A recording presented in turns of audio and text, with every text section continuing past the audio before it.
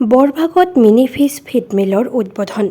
নলবাৰীৰ বৰভাগৰ কালাক হাটখোলাস্থিত পূব বৰভাগ বহুমুখী সমবায় সমিতিৰ কাৰ্যালয়ত আজি চৰকাৰী অনুদান আৰু সমবায় সমিতিৰ নিজা পুঁজিৰে নিৰ্মাণ কৰা ফিছ ফিড মিলৰ শুভাৰম্ভণি কৰা হয়। উক্ত অনুষ্ঠানটোৰ লগত সংগতি ৰাখি ৰাতিপুৱা 11 বজাত এখন উদ্বোধনী সভাৰ অনুষ্ঠিত কৰা হয়। উক্ত সভাত সভাপতিত্ব কৰে পূব বৰভাগ বহুমুখী সমবায় সমিতিৰ সভাপতি অচ্যুত দাসে। ইয়াৰ পিছতে গুৱাহাটী মহানগৰ উন্নয়ন প্ৰাধিকৰণৰ অধ্যক্ষ তথা বৰক্ষেত্ৰী সমষ্টিৰ প্ৰাক্তন বিধায়ক নাৰায়ণ ডেকাই উক্ত মিনি ফিছ ফিড মিলৰ উদ্বোধন কৰে।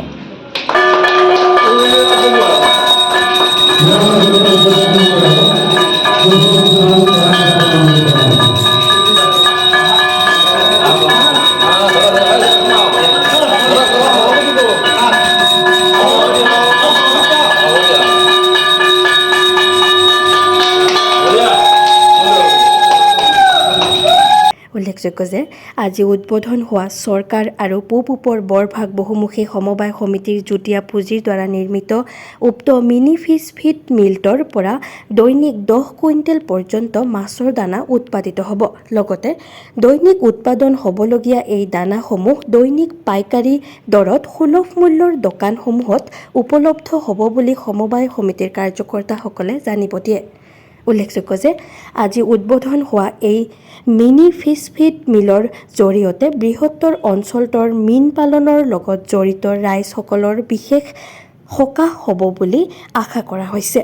আজিৰ এই উদ্বোধনী অনুষ্ঠানটোত মুখ্যমন্ত্ৰীৰ কৰ্মশ্ৰী বঁটাপ্ৰাপ্ত গুৱাহাটী মণ্ডলীৰ যুটীয়া পঞ্জীয়ক বিশ্বজিৎ চক্ৰৱৰ্তী, সমবায় সমিতিসমূহৰ উপ-পঞ্জীয়ক কণকুমাৰ শৰ্মা, সমবায় সমিতিসমূহৰ সহকাৰী পঞ্জীয়ক চয়নিকা হাজৰিকা, নলবাৰী বিবিধ সমবায় সমিতিসমূহৰ সহ-পঞ্জীয়ক ইন্দ্ৰেশ্বৰ বৰুৱা, নলবাৰী সমবায় সমিতিসমূহৰ ভাৰপ্ৰাপ্ত সহ-পঞ্জীয়ক নৱজ্যোতি পাটোৱাৰীৰ লগতে পূব বৰভাগ বহুমুখী সমবায় সমিতিৰ সভাপতি অচ্যুত দাস, সম্পাদক ৰত্নেশ্বৰ কলিতাৰ লগতে সমবায়খনৰ বিষয়ববীয়াৰ লগত জড়িত ব্যক্তিসকল উপস্থিত থাকে।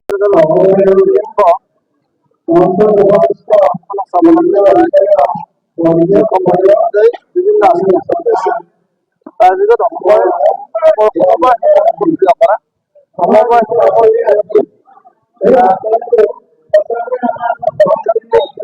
আৰম্ভ কৰা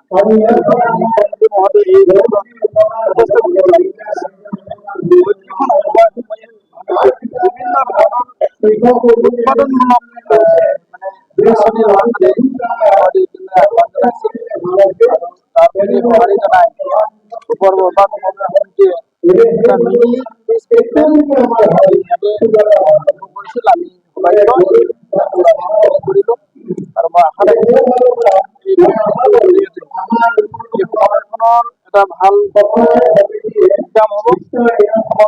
জড়িত সমূহ অংশীদাৰে ইয়াৰ পৰা সকাহ পাব আৰু ইয়াৰ জৰিয়তে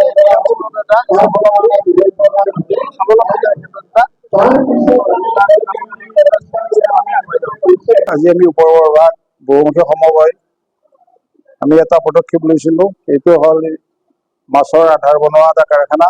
আজি এইটো শুভ উদ্বোধনী হ'ল। শুভ উদ্বোধনীত আমাৰ GMDৰ অধ্যক্ষ নাৰায়ণ ডেকা ছাৰ উদ্বোধন কৰিলে আৰু উপস্থিত থাকিলে আমাৰ গুৱাহাটী হেড অফিচৰ চক্ৰৱৰ্তী ছাৰ, শৰ্মা ছাৰ, চয়নিকা হাজৰিকা আৰু ডিষ্ট্ৰিক্ট অফিচাৰসকল থাকিলে।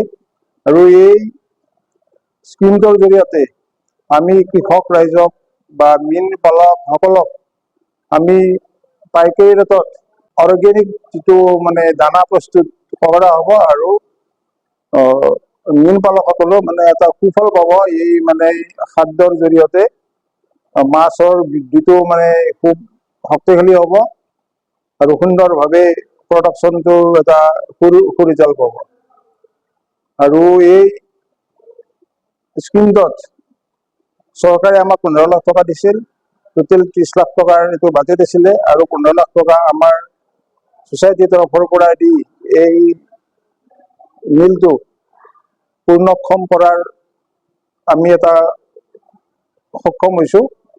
আৰু এইটো আমি আজিৰ পৰা আমি বিভিন্ন সোসাইটি তথা ৰাইজক আমি মানে এই সামগ্ৰীখিনি মানে যোগান ধৰিব পাৰিম।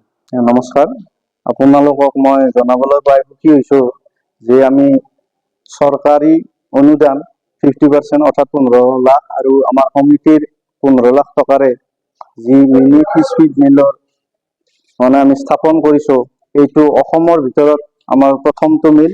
অসমত সৰ্বমুঠ 4খন সমিতিয়ে এই আঁচনিটো লাভ কৰিছিল। তাৰে ভিতৰত আমি প্ৰথম অসমৰ ভিতৰত যে এই মিলটো স্থাপন কৰিব পাৰিছোঁ আৰু ইয়াত আমি লোকেলি ভাৱে যি আমি ৰ মেটেৰিয়েল সংগ্ৰহ কৰি ধৰি লওক মাকৈ বা সৰিয়হৰ খলিহৈ, তাৰপিছত শুকান মাছ, আমি জাগিৰোডৰ পৰা শুকান মাছো আনিছোঁ। এই গোটেইখিনি ৰ মেটেৰিয়েলছেৰে আমি যি মাছৰ দানা, উন্নত মানৰ মাছৰ দানা তৈয়াৰ কৰিম, ইয়াৰে আমাৰ স্থানীয় কৃষকখিনি যি মীন পালক আছে তেখেতসকলে যথেষ্ট উপকৃত হ'ব।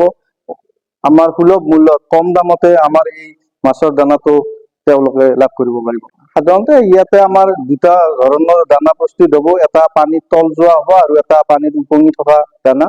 এইটো আমাৰ যি অপেন মাৰ্কেটত যি দৰত কিনি আছে তাতকৈ ভালেখিনি কম দৰত আমাৰ ইয়াত কিনিব পাৰিব আৰু উন্নত মানৰ হ'ব।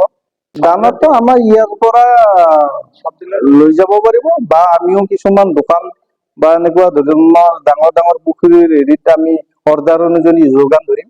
আমাৰতো অৰ্গেনিক হ'ব, কেমিকেল নহয়। এইটো কমপ্লিটলি আমাৰ ধৰি লওক কেমিকেল মুক্ত হ'ব ইয়াতে।